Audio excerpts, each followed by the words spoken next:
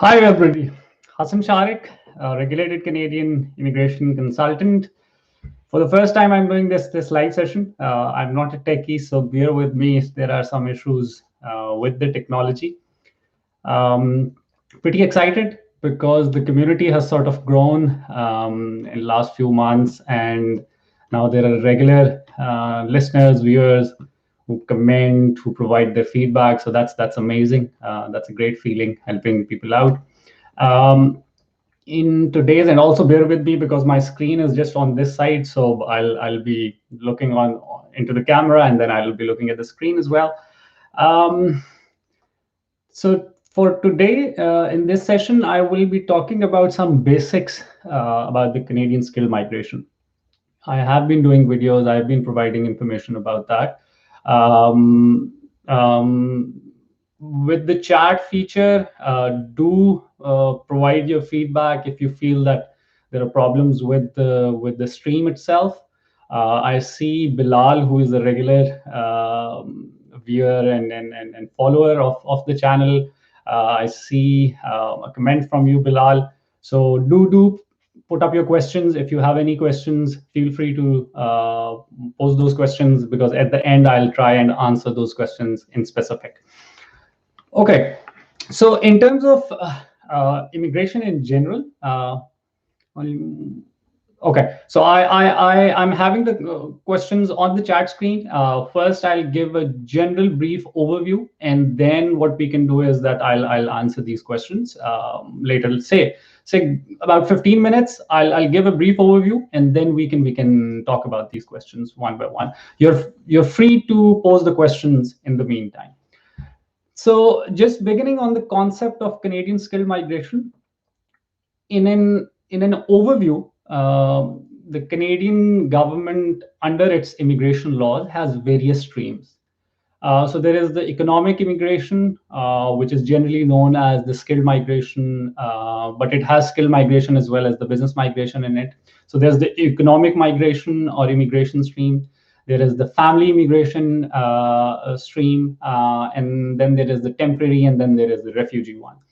The others being the family, the refugee, the temporary, not being a focus for today's discussion.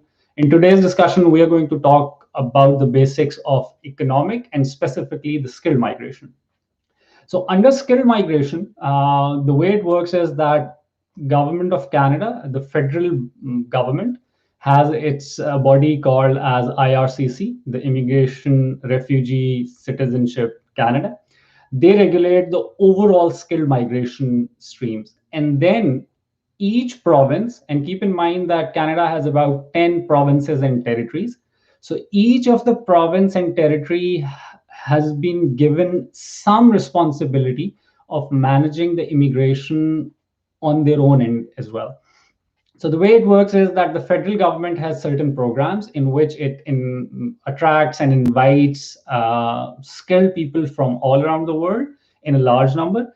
And then they give a certain chunk to each province. Now, each province, depending on their own requirements, which is based on the particular industry that is there, this particular skill shortage that is there, they would invite people that they feel are demanded in that particular province. Most of you are looking at programs. Well, these days it's actually a balance between the federal programs and the provincial programs. So if we divide the skilled migration, there are two major divisions that we have. First, we have the federal run programs, and then we have the provincial run programs, which generally people call as PNPs, the provincial nomination programs.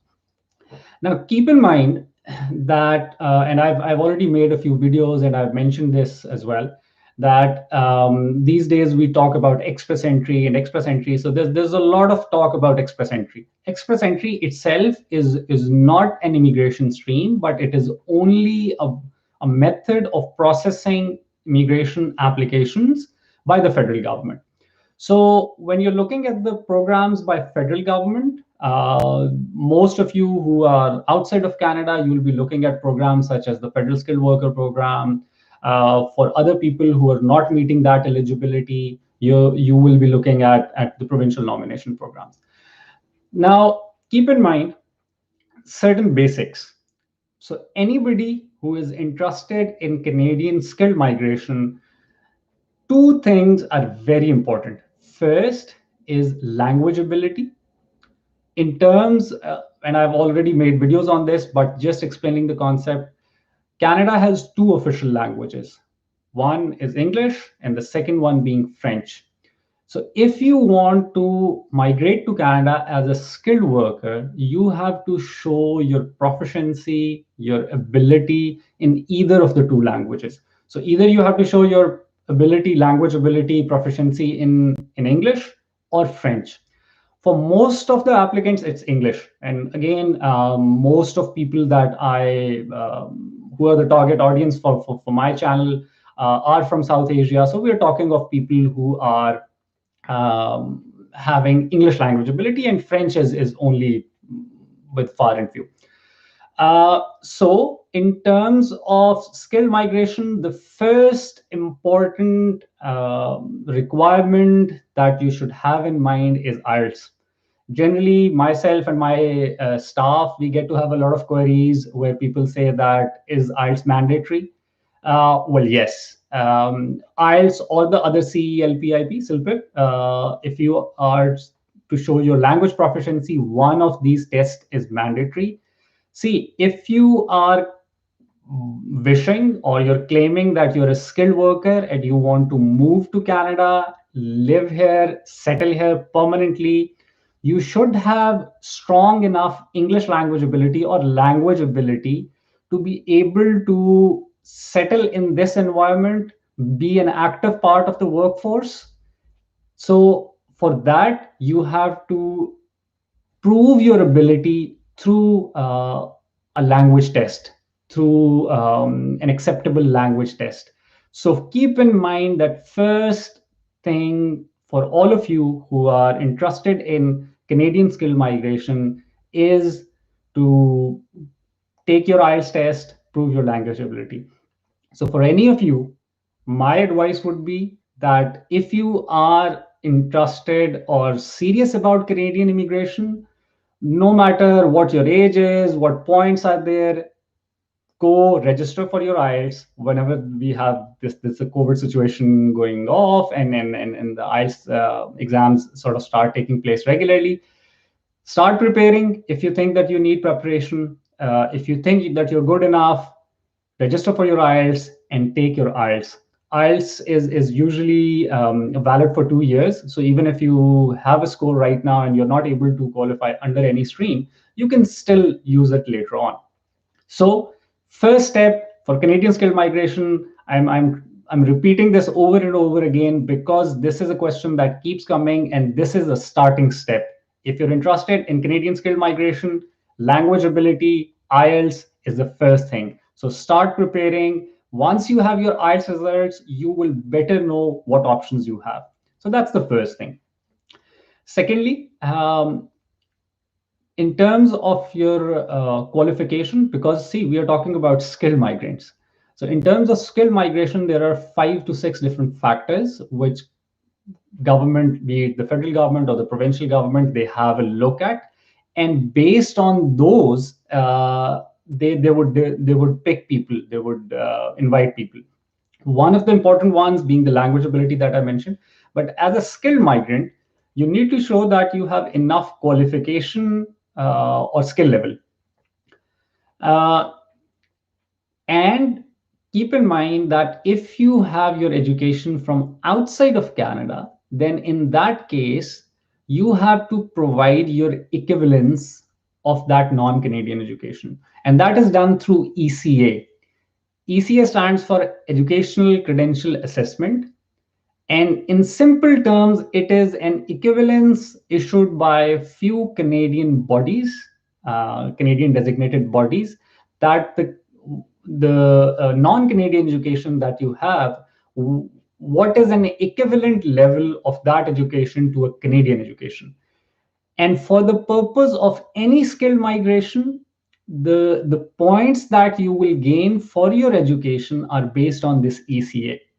So this is again an important thing. Just as I mentioned that for those who are really serious about Canadian skilled migration, they should right away start off with IELTS, preparation for it, the go out and take your exam, and also you should proceed with your ECA. A lot of people, and these two things, why I emphasize, because the different streams that are there in terms of skilled migration, they keep changing, especially the PNPs. A lot of people, a lot of my potential clients, they write to me, to my staff, and they ask that, okay, so this is my profile. I have, say, an MBA from India, Pakistan, Bangladesh, uh, and I have this much years of experience. Which PNPs am I eligible for? Now, we can only do an assessment at this particular time, and for all the programs which are open right now. If I make an assessment for somebody and I say that, okay, for instance, you are eligible for, say, Alberta, or you are eligible for Saskatchewan, but these are the requirements. So what happens is that then people start proceeding with the IELTS and ECA. Normally, IELTS, it would take like a month or two to have your results, and then the ECA itself will take something like 3 to 4 months for you to complete. Now, say for instance, I did an assessment, or you did an assessment yourself today, that you have eligibility for, say, Saskatchewan, and then you start the process of IELTS and ECA. You will have these two documents with you in 4 months' time. Now, in 4 months' time, when you want to create your profile, by that time, that particular stream might have closed. First, it might have closed, or secondly, because that stream was open, there were a lot of applicants who already had their ECA, who already had their IELTS, and they started applying, they started getting into the pool. What happens is that in 4 months' time, the cutoff score for that particular program or stream goes way above where you saw. So now you meet the eligibility, you have the ECA, you have the IELTS, but even if you get into the pool, the qualifying marks or score is way above where you were 4 months ago. So coming to the point that those who are serious about Canadian skill migration, get done with your IELTS and ECA. So these are two important things that I would say. Also, few other factors. So, be it the federal government or be it the provincial government, they all assess you on 5 to 6 factors. What are these factors? I've already mentioned language ability. So, you must have strong language ability. For a lot of programs, usually I get the question as to what is the minimum required. The minimum, if you're talking of express entry, if you have 6 in each module of IELTS, that meets the minimum eligibility. But that does not mean that you will have enough points by having just 6 in each module to qualify for a program. So minimum eligibility and qualifying are two different things. So first, language ability. Realistically speaking, if you want realistic possibility of being selected, you should have an IELTS score of about 7 in each module, preferably if higher than that, nothing below 6.5. So language ability is one. Secondly, is your education. In terms of eligibility, again, a lot of programs, you will meet eligibility if you have high school. So if you're talking of Pakistan, we're talking of intermediate. If we're talking of India, the CBSE year 12. So year 12, intermediate, A levels, this CBSE year 12, this would fulfill the requirement for education. But as I said about language ability, just meeting the basic eligibility does not mean that you have enough points. So if you have a 2 years bachelor's, you'll have a little more points. If you have a 3 year or 4 years bachelor's, you'll have more points. If you have master's, and when I say master's, I'm talking of 18 years of education. The 2 year bachelor's and 2 years master's is not considered as a master's. It's considered as a bachelor's, 16 years of education. So this is something to be kept in mind. So second factor on which the government will look at your profile or give you points for is your education. The third important thing is experience. See, we're talking of skilled migrants. In terms of skilled migrants, we're talking of people who have qualification as well as some work experience, some professional experience under their belt. So for most of the programs under Express Entry, you must have at least 1 year of full-time work experience. So if you're a recent graduate and you have not worked at all, at this stage, you will not meet the eligibility. The more experience that you have, the more points you get. Ideally, for most of the programs, if you have work experience of around 3 years, that is when you get the best points. Some of the provincial nomination programs are focused at people with higher work experiences, say 8 to 10 years. Saskatchewan, a good example of that. But for federal programs which are open right now, ideally we're looking at about at least 2 years, but 3 years of work experience. So work experience is the third factor. Then we have the factor of age. Now, keep in mind that the whole concept of this skilled migration for Canada is based on the fact that Canada is a big country, it's a big economy, but it has a very small population. So the population is just about 35 million, which is pretty much what the population of some major South Asian cities. And this population is aging. So right now, there is about, for every person who is retired beyond the age of 65 in Canada, there are about 3 to 3.5 people who are of young age or who are actively part of the workforce.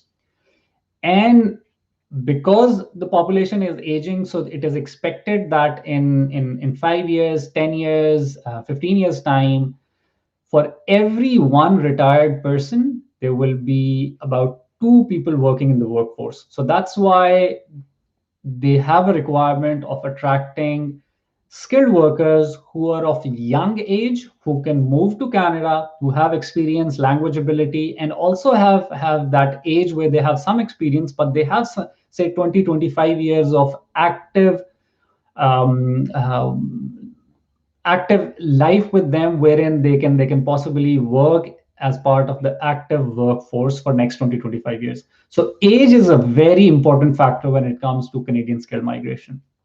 Ideally speaking, um, for most of the federal programs, like the Federal Skilled Worker Program, if your age is up until 30, you get the maximum points. After 30 years of age, for every year, you will start losing your points.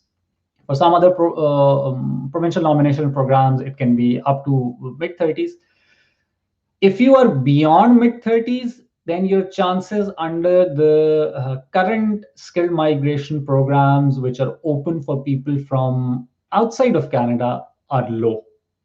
So ideally speaking, I would say that if you are around the age of 30, that is where you have the possibility of obtaining Canadian skilled migration at this stage. People who are beyond mid-30s, their chances are very low at this stage. So age being another factor. And after this, then there are certain other factors which are not sort of as important, but at times they become decisive. So if you have an eligible Canadian relative who is a Canadian permanent resident or a citizen, to be an eligible relative, it has to be a close relative. Like for federal programs, it has to be your real brother or sister. For some provinces, it can be your real uncle or an aunt. But in most cases, it has to be one of your brothers or sisters who can give you some additional points. On top of this, in some instances, and this is a frequently asked question as well, in terms of if you're able to find an employer in Canada, like you have somebody who can offer you a job, um, that can provide you some additional points. Now, keep in mind, this is a very sensitive issue. This is one issue where I tend to sort of try and educate people a lot. There's a lot of fraud and scam related to this whole job offer thing. Now, one thing that you should keep in mind that if you're looking for a job in Canada, you have to, as an applicant yourself, assess that do you think that your qualifications, your professional profile is strong enough that an employer in Canada would not hire somebody in Canada and hire you from outside of Canada? If you think, then yes. So there are opportunities that people can find employers in Canada where they are offered a job, but the likelihood is not that strong. A lot of times, employers have people in Canada who are not permanent residents and citizens, like people who completed their education in Canada, and they are on a postgraduate work permit, so they can hire them as well. There are a lot of people who are maybe working in US and have similar abilities, and they can hire them. So keep in mind, securing a job offer is not an easy task. Number one. Number two, a lot of people ask me and my staff if we can help you with any job or stuff. We're an immigration consulting firm. We're not into recruitment. If you want to look for a job, like if your age is on the higher side, if you're not able to have high enough IELTS score, then you have to start looking for jobs, and for that you have to develop your CV in a great way. Look for recruiters. There are professional recruiters. Use LinkedIn premium services, that kind of services, and then you can find a job. But if you have a job and it's not supposed to be just a job, there are certain requirements. It has to be supported in many cases by a document which we call as the LMIA, the Labor Market Impact Assessment. It has to fulfill certain other conditions as well, wherein you have to have that job for a certain time period. So if your job offer meets all those requirements, that can give you additional points. So you can get additional points for eligible relatives. You can get additional points for a job offer. For those who have any kind of study in Canada, they can get additional points for that. And depending if you're married and you have your spouse moving with you to Canada as well, like intending to move, depending on their qualification and their English language ability or their previous work experience, that can add some points as well. So in a nutshell, it is these 5 or 6 factors. Uh, Two things that I'd like to cover before I move to the questions for today's session. One, there is a concept of eligibility versus qualifying. And I've talked a little about this in my previous discussion as well.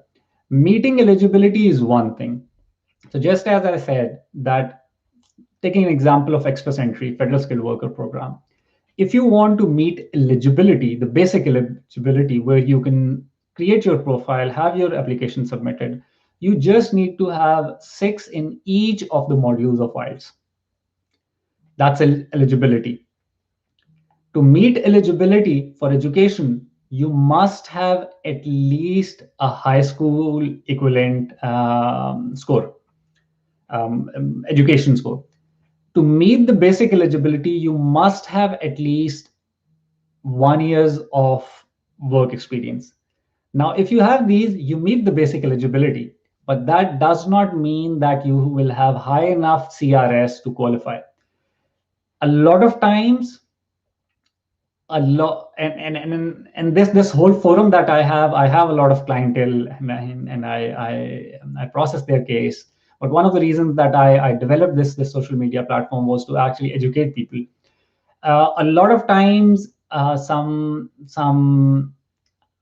non-regulated, non-licensed consultants around the world especially in our part of the world, South Asia, India, Pakistan, Bangladesh, they will play with clients on the basis of eligibility versus qualification.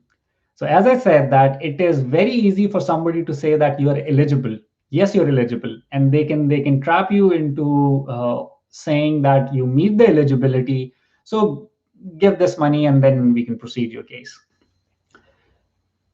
Now, being eligible is one thing, and qualifying is another thing. So just giving you an example, federal skilled worker program these days, the cutoff CRS is around 460s and 70s. That's for federal skilled worker program when the draw happened. To obtain this particular CRS score, the ideal profile right now is having a CLB 9 in IELTS, which is 8 in listening and 7 in all others, having 3 years of work experience, having 18 years of education, and your age should not be more than 30 years. Now, this is where it stands right now. And if you just meet the basic eligibility, if you have just 1 year of experience, 6 in all of your modules, and just the high school equivalent education, that would only give you something like 300 points. So you will be eligible, but you will not be there to qualify. Same goes the case with provincial nominations. So with provincial nominations, a lot of people ask that which profession is in demand. If you are doing it on your own, then you have to do this research. Provincial nominations keep changing. There are every province has its own requirements. They can vary on a monthly basis even. So you have to do your research as to what is the minimum eligibility and where is the qualifying score. Just giving you an example, these days there's a program which is open for offshore applicants by the province of Saskatchewan. Now, Saskatchewan has 100-point grid, and I've done a video on the points, so you can have a look at that. If you are not in the province of Saskatchewan, if you don't have study from Saskatchewan, if you have not worked in Saskatchewan, the maximum points that you can score are 70. So basically, you have to look at where do you stand in terms of those 70. Now, the eligibility is met at 60. So anybody with 60 can get in, but the qualifying scores, you have to look at the draws in recent times. So two important things that I would like to mention over here. One, don't be trapped by some of these unethical practitioners who would just say that, okay, you meet the eligibility and would take money from you and tie you up. Do some research yourself. It is a very important decision that you're going to make. You're going to invest money. Do your research on your own. Go online, read the material and stuff, and then make a decision. If you are just meeting the basic eligibility, then you might think it twice that if you would want to proceed with it or not. At the same time, with immigration, things never stay the same. It's not just a straight line. Things vary. So if CRS scores are very high right now, they can drop down anytime. They can bounce back again. If a province hasn't got any PNP open for offshore applicants right now, that does not mean that it will not open after 6 months even. These things keep varying for all of you. If you look at the data, if you think about it, Canadian immigration has been something that's ongoing since years and years. So it's the policies change, the particular processing system can change. What kind of people are they attracting? That may vary over a period of time, but skilled migration goes on.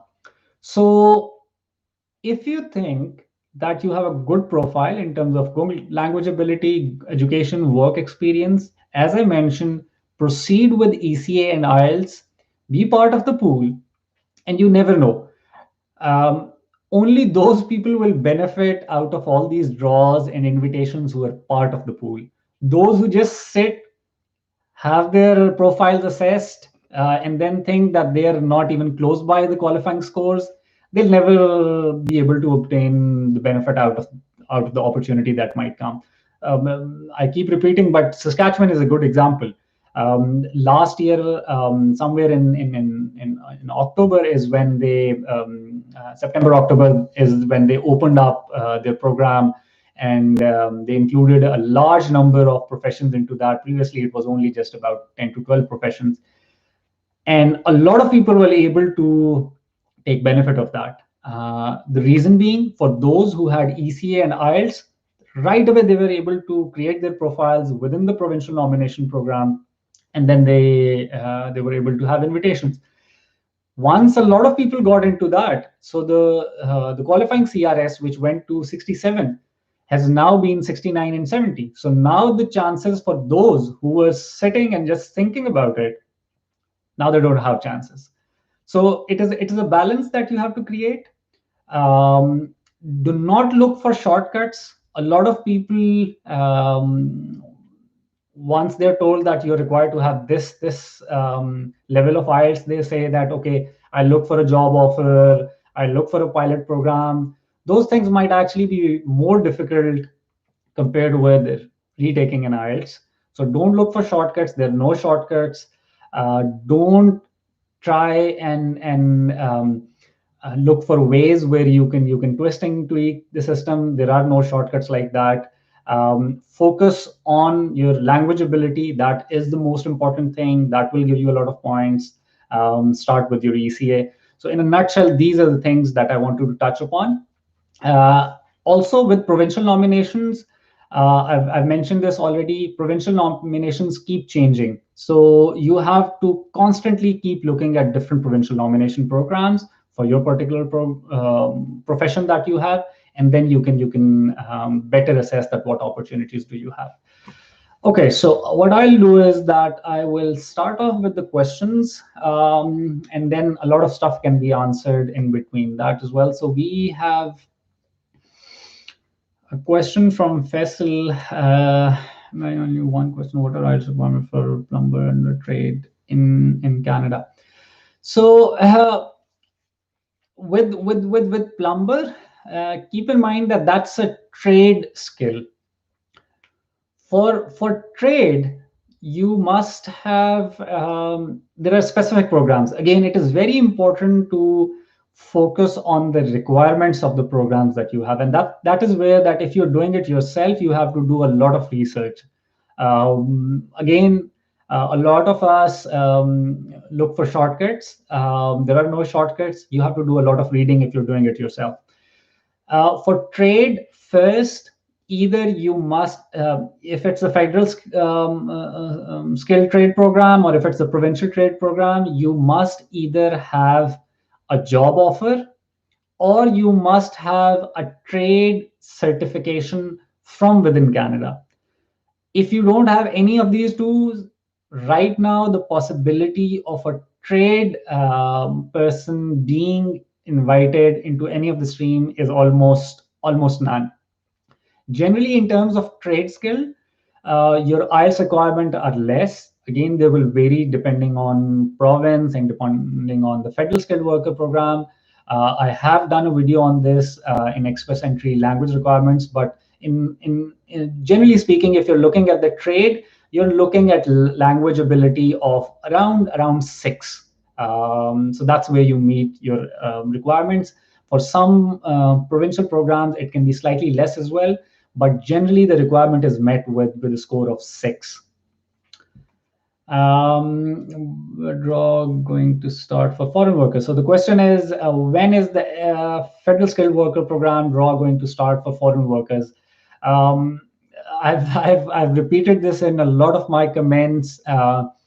Anybody who claims, anybody other than IRCC who claims that they know that when FSW draw is going to happen is just bluffing you.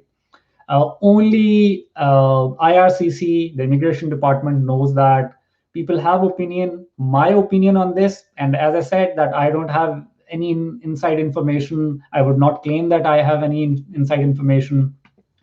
But looking at the things, there was news today that the province of Ontario has extended the emergency lockdown up until mid of June. So looking at things, one thing that you should keep in mind that why is IRCC not doing the federal skilled worker draw at this stage?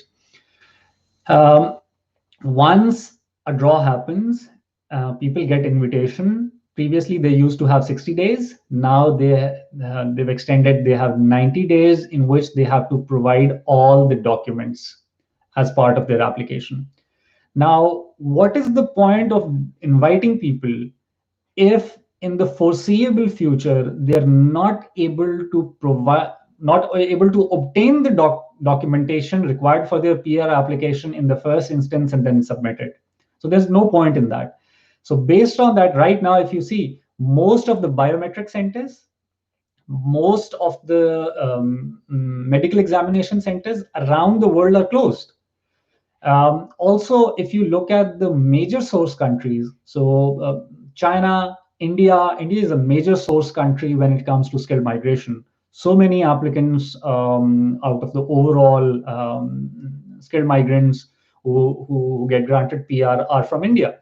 So India, Pakistan, China, Nigeria, Vietnam. These are major source countries. A lot of countries. Middle Eastern countries where we have a lot of South Asians and people from other backgrounds working. So if you are a federal skilled worker applicant and say you get an invitation and you are in Pakistan, for instance, how will you be able to go and provide your medicals? You cannot. In many instances, obtaining documentation in terms of police certificates and other documentation, experience letters, such documentation is very, very hard right now with the lockdowns that are there. So that is the situation from source countries from where applicants have to apply or provide their documents. Looking at Canadian government side, right now most of the diplomatic staff or the visa processing counseling side staff at various Canadian high commissions around the world have been called back. So at most, you have one, two, three important staff in those high commissions who are still based over there. Most of them have come back. So there is a lot of processing. Like for instance, if an applicant is able to submit their documentation, once that is to be processed by the officers in these high commissions, if you do not have enough officers in there, what is the likelihood that that will be processed in time? There's security clearances that they have to do. They have to do verifications from the local bodies.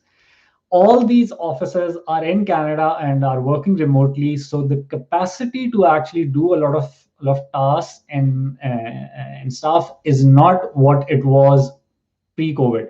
So because of these two reasons, even if they do the federal skilled worker program draw right now, a lot of those applications will still be in the queue and will not be able to be processed within the time. So that is not something that probably that they want to do. Once the situation sort of settled down, which we see that in Canada, businesses have been allowed to open in a phase by phase stage. Some of the smaller cities, some of the provinces are opening, so things are sort of settling down. If you look at how situation is around the world, some of the countries have started opening up. So my own opinion, looking at all of this, I feel that probably there will not be an FSW draw in the month of June. It will probably be after June that we might see a federal skilled worker draw, applicant draw happening. But that's my opinion, and that opinion is based on all these factors. It might happen early as well, but realistically speaking, people should not expect it before the end of the June. Um, okay, so there's another question that my current score is 461. I'm afraid this will be decreased upon my birthday in September. For do you think will reopen soon? What will we do? I've already answered part of it, Bilal, where FSWP draw. When will that happen? The exact is not known, but I don't see it before end of June at least. The second is what will be the cutoff. So I've done a few videos on that. Again, see the exact composition within the express entry pool is only known to IRCC. Based on what I see, the trends that I've seen, personally, I expected the CRS composition within the score ranges of 460 and above to drop down as well. In these last few weeks, it has not. The overall number of people in the pool has definitely declined every week. 461, if say for instance a draw happens anytime soon, like right now, it not the first draw or maybe even the second draw which sees FSWP applicants, it might not be as low as 460. But if we keep on having consistent draws, it will definitely, like, that's again my opinion looking at the trends. I don't have an insider information. I'm a numbers person, so I look at the trends and numbers and do my analysis on that. I believe that it will go down to 460s, close to 460s. How low it will go for FSWP, can't predict on that. It is dependent on a lot of stuff. But just keep in mind that, say, right now, IRCC has been doing draws every 2 weeks, and they've been doing the CEC and PNP draws where they have been inviting people, around 4,000 people between CEC and PNP. So say, for instance, if the FSWP draw happens anytime, say in 2 weeks time from now, and they continue with a number of about 3,000 or 3,500 people in any 2 weeks. So if there are 3,500, say for instance, the cutoff score comes around even 470, 3,500 people go out of the pool.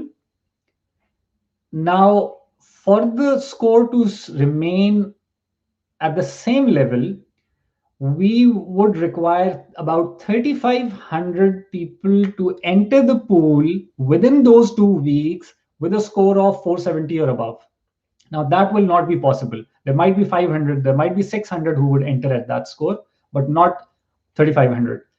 And with the problem of IELTS that is there, wherein a lot of people are not able to take the IELTS, even if in some countries IELTS is being available, it is a limited number. So the bottleneck, the backlog is huge. So not as many people would be able to get in.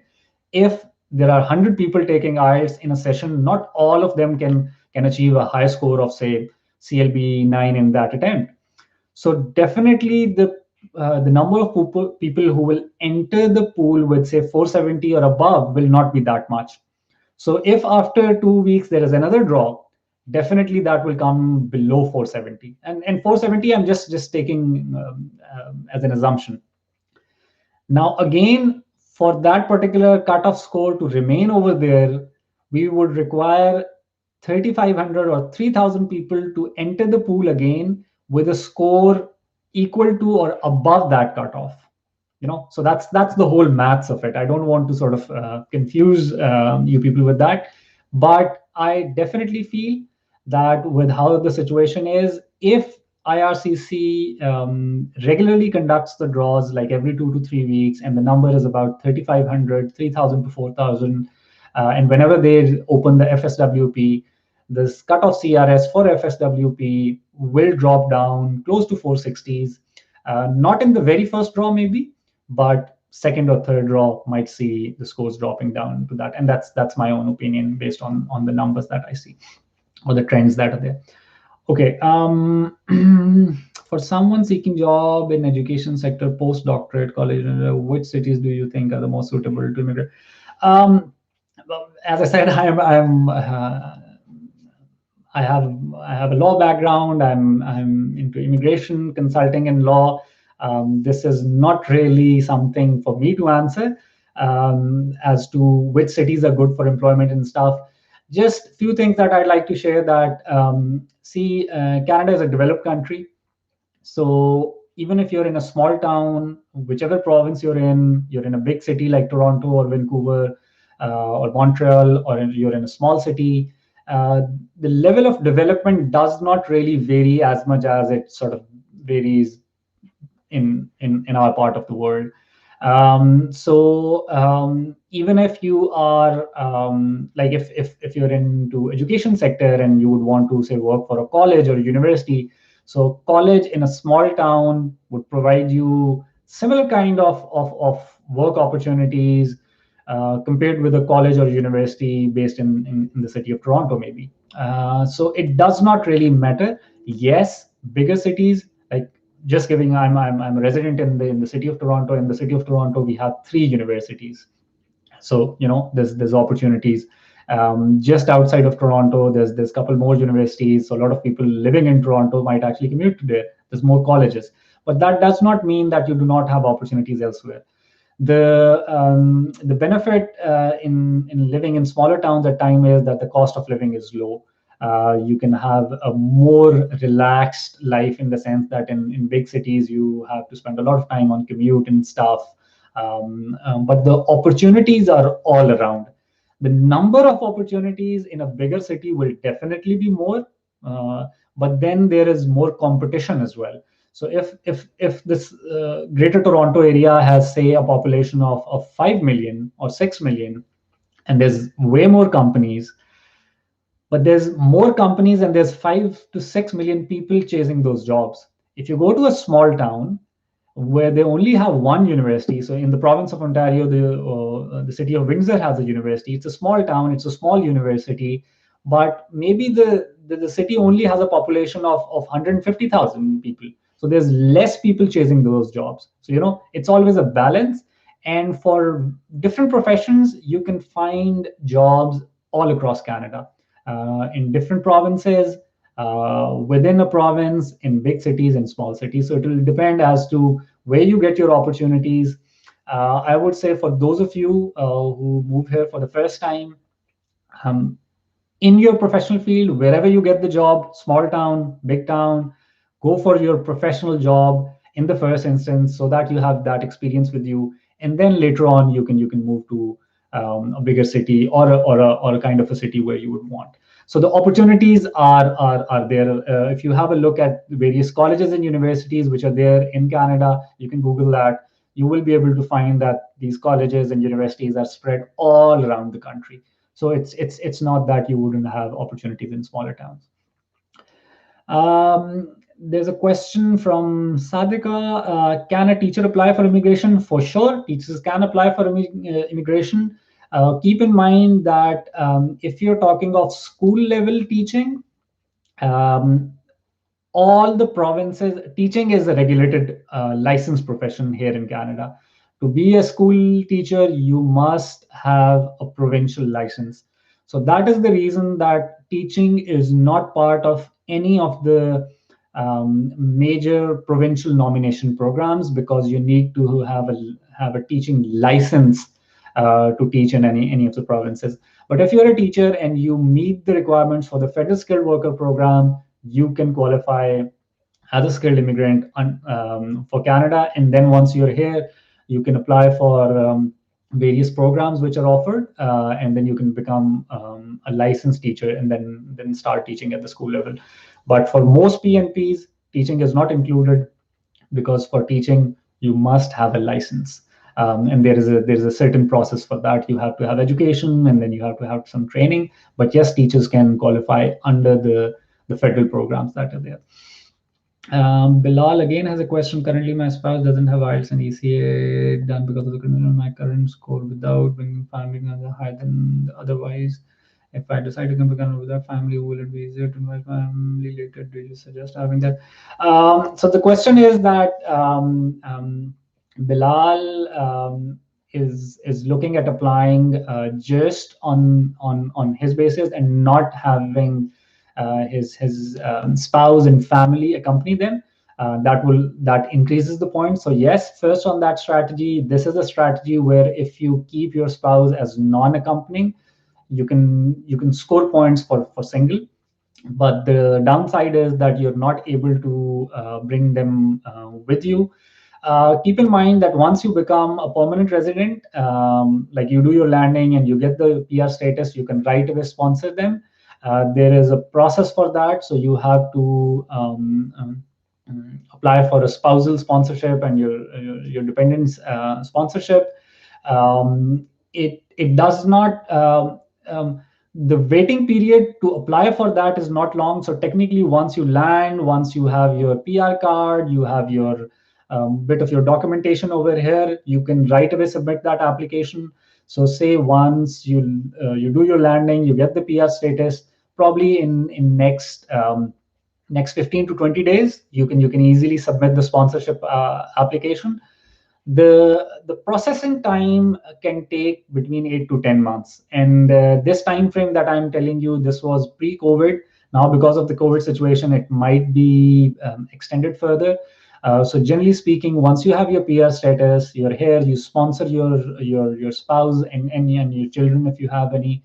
That can take about 10 to 12 months to be finalized. Once that's done, they can move with you, and this is something that a lot of people do. So this is a common practice.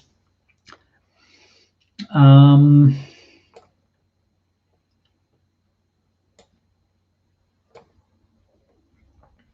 okay.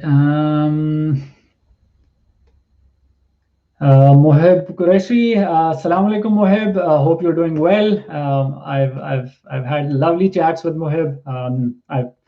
I know his questions, so I pray and wish that there is a federal skilled worker program soon, so that he can be invited, and sort of I've promised him that once he's here, I'll invite him over to my place and we'll have a nice meal. So Assalamu alaikum, Mohib. Ajay has a question. You can't, but you probably need to get a good score. Okay. Do you think the quota for FSW will be reduced whenever? So Mohib has a question which might answer a lot of you, which is that do you think the quota for FSW draws will be reduced whenever they open? Not really. Uh, uh, if there is a reduction and some news has popped out regarding that, but it's still early days. It's no authentic, no confirmed news that there might be some reduction in the overall immigration levels. But that's, again, as I said, it's just news. So the overall number might be reduced. Like if they were looking at 340,000 people for this particular year, they might do 330,000, 300,000, whatever the number it is. Not specifically for FSW. FSW is a very important program. See, it is the program which attracts people for the whole of Canada, and then these people get spread around. So not specifically for this, but yes, if there are overall reduction in immigration numbers, there might be slight impact on FSWP as well. Also keep in mind that they have the option of reducing numbers from elsewhere as well. An FSWP program or the federal run programs are important programs. The skilled migrant programs are important programs. These are economic programs. They might reduce the number that they have allocated for, say, family migration, where every year they have the parents and grandparents PR invitations. This year, it has not happened as of yet. First, they wanted to change the system, and now with this whole situation, so it is about 10,000 spots every year. And quite a lot of people are of the opinion within our industry that they might not do it for parents this year. So, they have those programs. They might reduce the number for the refugee programs. They might reduce the number for the temporary immigration, the work permits, and that kind of stuff. But for economic immigration, I don't think so that they will reduce the number as much. There might be slight adjustments because of the whole situation. Economy has been affected, and they wouldn't really want to invite such a large number of people that they can't even provide them good economic opportunities. But it's not going to be too much, and I would say that it is still early to sort of comment that there will be a reduction. So I think no need to worry about that right now. If there are confirmed reports and stuff, it will be made public.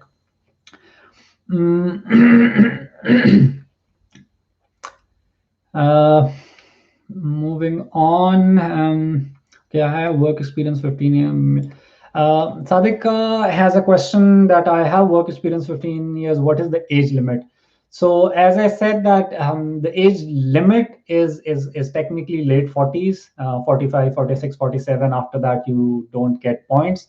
But realistically speaking, if you have 15 years of work experience, that sort of shows that you are close to 40 years of age or above that. In that instance, your chances right now in the current situation are low. There aren't many PNPs in which teachers can be invited.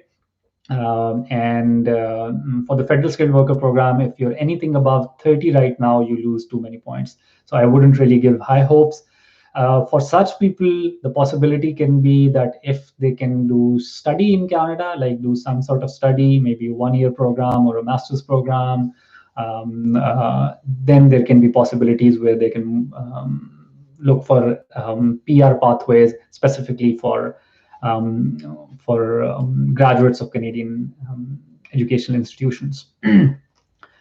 um, Moving on, if you have Shariq, I appreciate that you have feel disengaged because you don't seem to answer the question of people. Sorry, Ajay, if you felt disengaged. I was talking on a few topics, and then I had to do this answer all these. I hope that you're not angry at me now. Uh, okay. Faisal has a question. Faisal, I've answered that as well.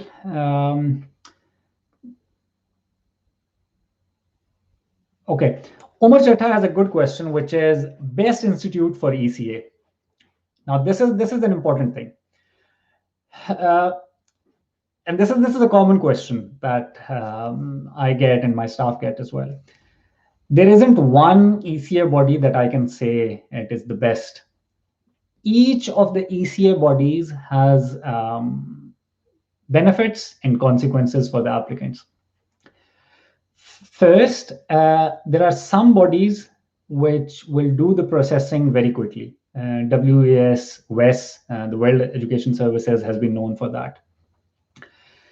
There are certain bodies which will charge you per credential. So, the cost is there. There are certain bodies which will take a lot of time, but the ECA outcome might be better. There are certain bodies which definitely have an easier processing system. Like you do not have to have as much documentation. You can ask your university to send it. So you have to decide between these ECA bodies on the basis of all these factors. Now, keep in mind, and this is just a generic opinion that I'll give you based on my experience. WES, WES, a lot of people are only aware of it. A lot of people actually equate ECA with WES. They say that I've done my WES, whereas it is basically ECA. WES is, or it used to be the quickest in processing, but for a lot of degrees, they would not really evaluate them high enough for you to achieve the best CRS score or score for any immigration stream. And for any of you who is having ECA done, the prime objective is to have the best ECA outcome so that you can have the maximum CRS points or points under any PNP. That should be your top objective. So do your research that the particular degree that you want to have assessed, which ECA body will give you the best outcome for that particular degree, and then go for that. If there are multiple ECA bodies that you feel will give you similar outcome, in that case, then you can decide that which one will do the processing in the earliest time frame, because then time is important as well. That the earlier that you have the ECA, the earlier you can be in the express entry pool, the earlier you can be invited. But your prime objective should be which ECA body will give you the best ECA outcome. Generally speaking, for a lot of applicants from South Asian backgrounds, Pakistan more specifically, WES is not the most kind in that sense, or you have to sort of correspond with them and convince them that your qualification is high enough. So at times, even with applicants who have a bachelor's honors degree and then a master's, they would not assess it as a master's. Rather, they would assess it as two bachelors, and that's where you might lose some important points. So there's no one ECA body. Some would charge you per credential. Some would process it quickly. Some would have your outcome done in a quick manner, but not the highest level of education. So for you, it is important to do the research as to, for your qualification, which ECA body is going to give you the best outcome. That should be the prime objective. And then you have to have a look at who will do the quickest processing, the cost, and all those factors. So that's to answer which ECA body.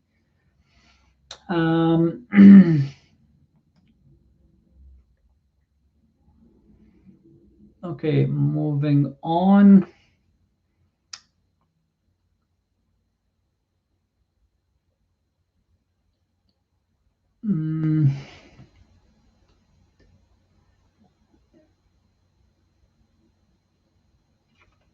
What's the scope of electrical engineer with 1 year experience in Canada? So if you're asking about specifically, and I'll stick to immigration matters, with 1 years of experience, you meet the basic eligibility for express entry, but you will not have high enough points, the CRS points, to be invited. So you meet the basic eligibility, but you will not have enough experience points. Also keep in mind that for most of the programs which are open right now for applicants outside of Canada, if you only have a bachelor's degree, like 16 years of education, again, you meet the basic eligibility, but you will not score high enough of points.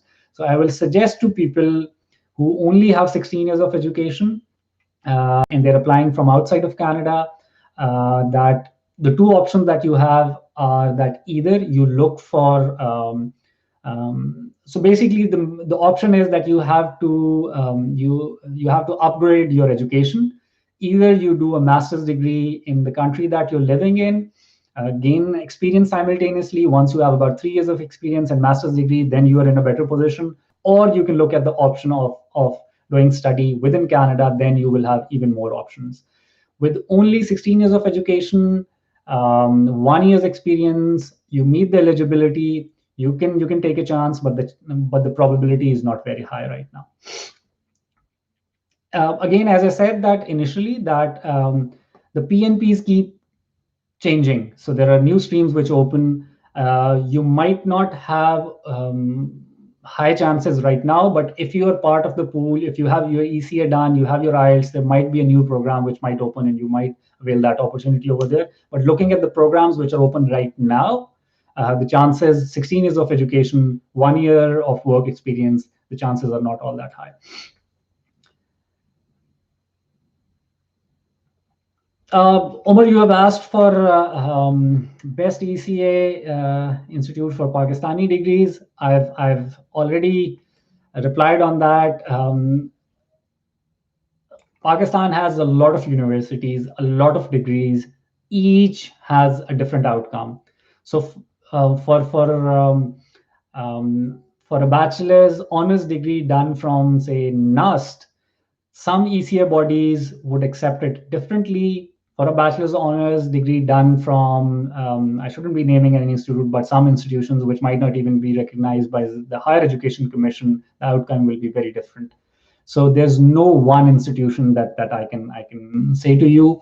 As I said, that generally VES is not all that kind, but you can still, if your institution is recognized by them, it is in their list. You can do the research and then submit your documentation there. What is probability of good job in old field? So the question is, what is probability of getting job in own field? Now again, there are this can be taken in two contexts. If we're just focusing on immigration, um, if you are outside of Canada and you're looking for a job offer from outside of Canada for immigration purposes, just 1 years of experience, the chances are low. If you have substantial experience and that kind of skill is not available in Canada as much, then there might be recruiters who do international recruitment. You might get some opportunity over there, but not so much. If you're asking for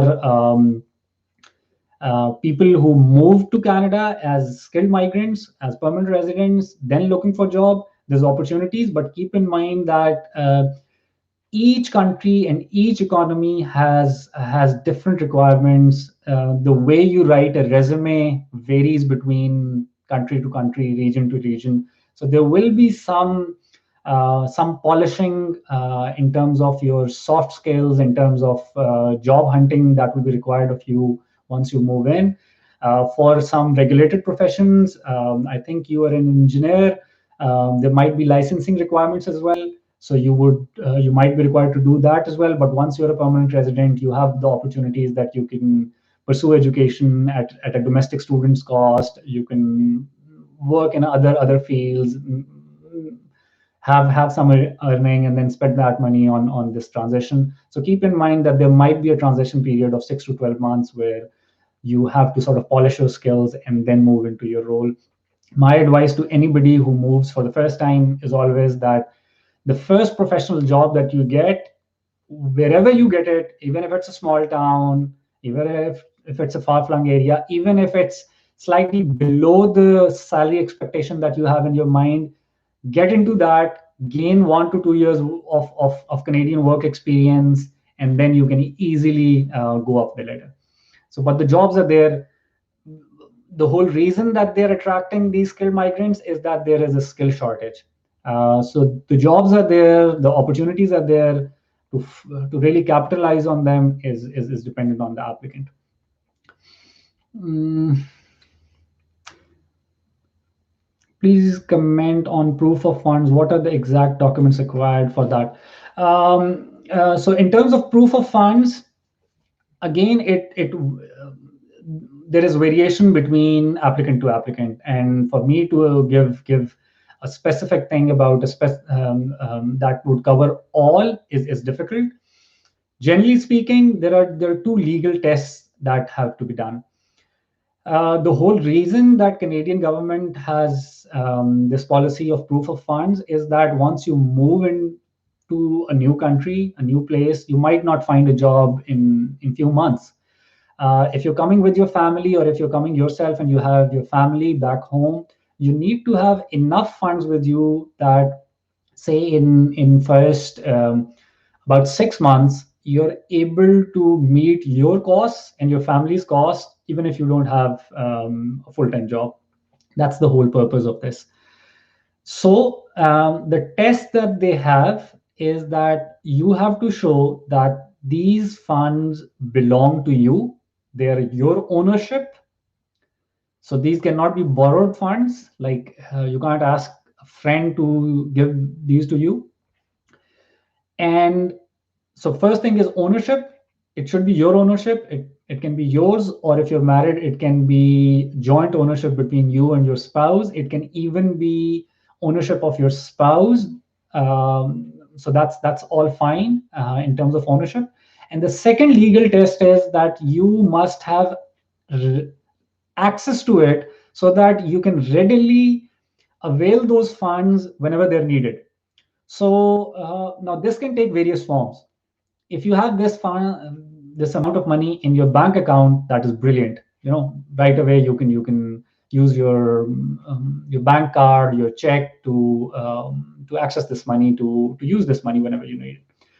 If you have these in any other form where you do not have access to them right away, these cannot be used. So just giving you an example, if you have a car which you own and the car is actually worth $20,000, now that car is worth that money, you own that car, but say for instance you need that money in 1 week's time, you can't use that car to have that money readily available. You might sell it right away, but then that might take a month for you to have those funds.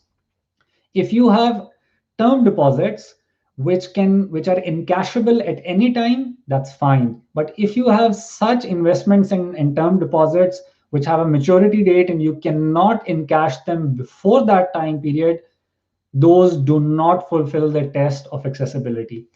Some people have provident funds and that kind of things. If there is a provident fund which is encashable at any times, that can be used. If it is encashable at say once you retire, then that does not meet the test of accessibility. So the funds have to be in your ownership and in your accessibility as well. Even if you have those funds transferred to you from a blood relative, you have to show the proof of these two things. So that's how proof of funds are assessed.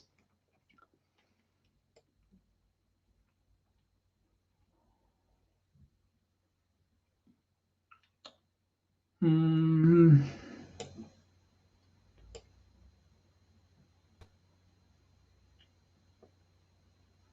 Worker, and she's trying for Alberta. So what are the chances under under Alberta?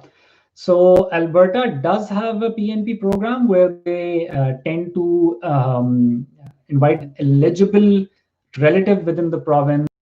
You can possibly be invited in the province of Alberta.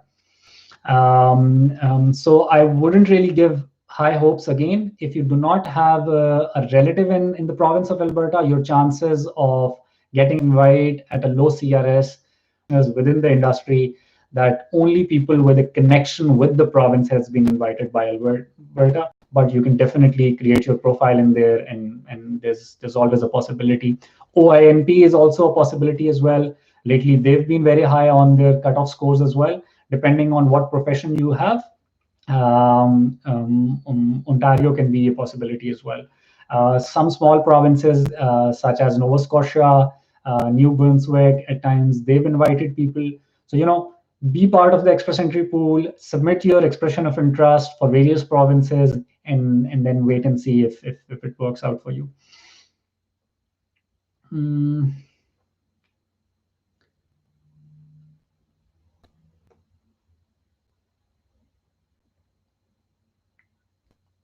Takes to put name on. Okay, so the question is how long it take to put name on pre-approved LMIA. This is not really related to our discussion for today. It depends. It depends on the specific case. It can take few months. Previously, it was taking on an average of around 2 months, but now with the COVID situation, it can take longer than that as well. Raji, hi, my CRS is 442. I'm okay with any province. NOC is 1311 for my square 608. Is there any scope I will lose 5 points in November due to age? Kindly advise. Right now with 442 and 13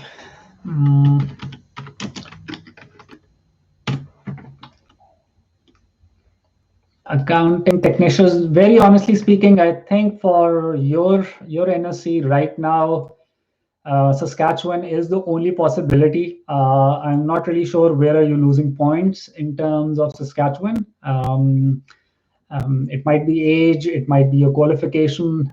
If you could improve on that, Saskatchewan might be the only possibility.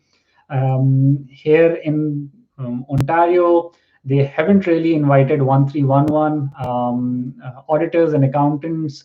They've been invited, and I don't really feel that they will be inviting. So right now, I don't think that other than Saskatchewan, maybe Alberta, but only in the case if you have a connection with the province of Alberta. Otherwise, I don't see any possibility in any PNP right now.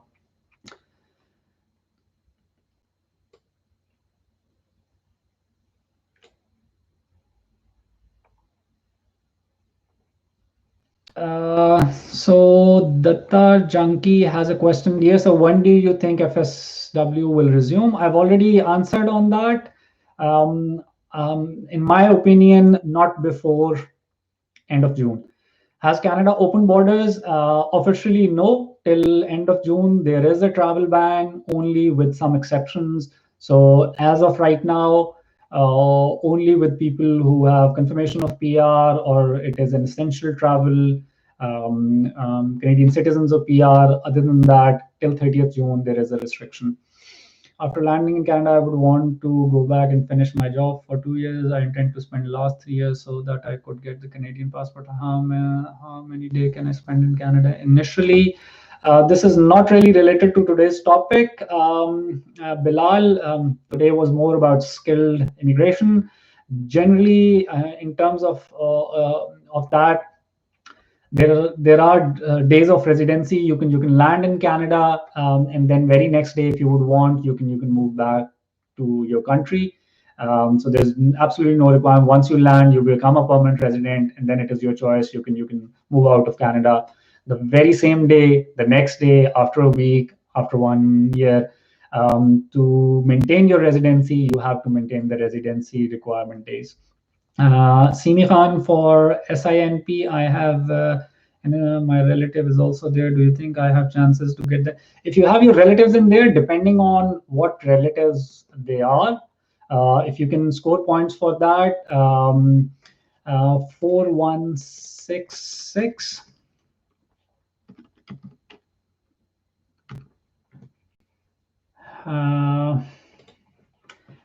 If you have your relatives over there, you can score well. Now, this will depend on other factors as well, in terms of what is your age, what is your work experience, what is your qualification.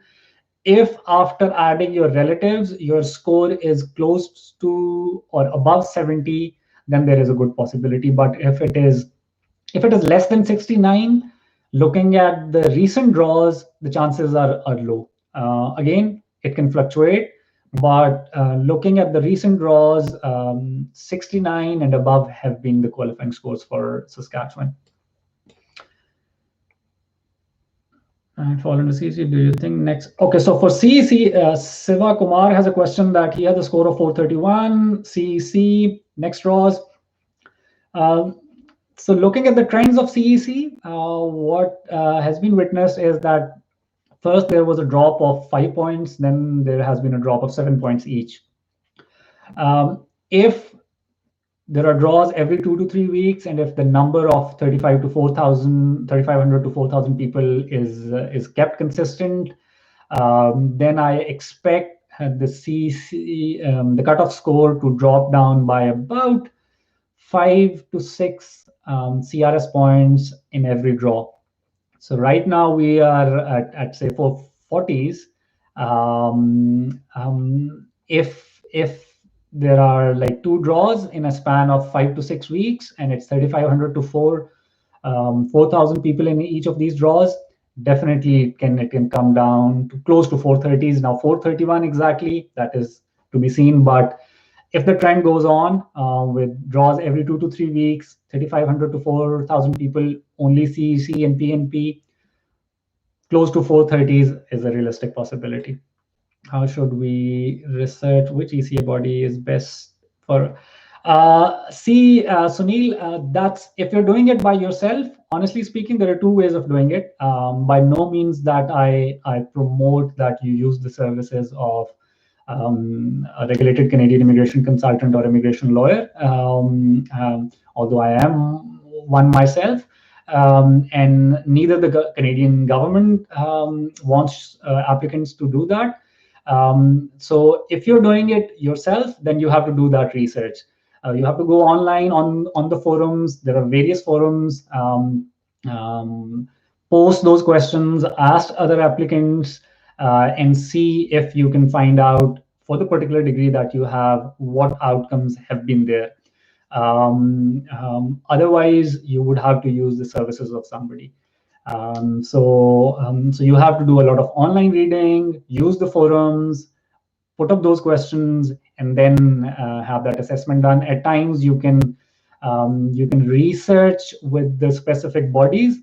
None of these bodies will do a pre-assessment, so you have to apply to get that. But they do have different documents available online where they have um, certain guidelines with regard to specific countries, and they provide their overall framework as to how many credit hours are required for a degree to be considered as to a 4 years bachelor's, and then for how many are required for a master's. So you have to do that research online. Okay, so we are already at 1 hour and about 20 minutes. I'll answer last few questions and then I'll ask for leave for today.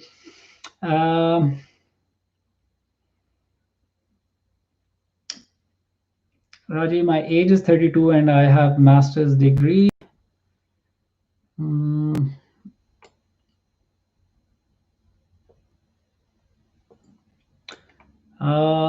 Raji, age 32 and master's degree, these seem to be good prospects.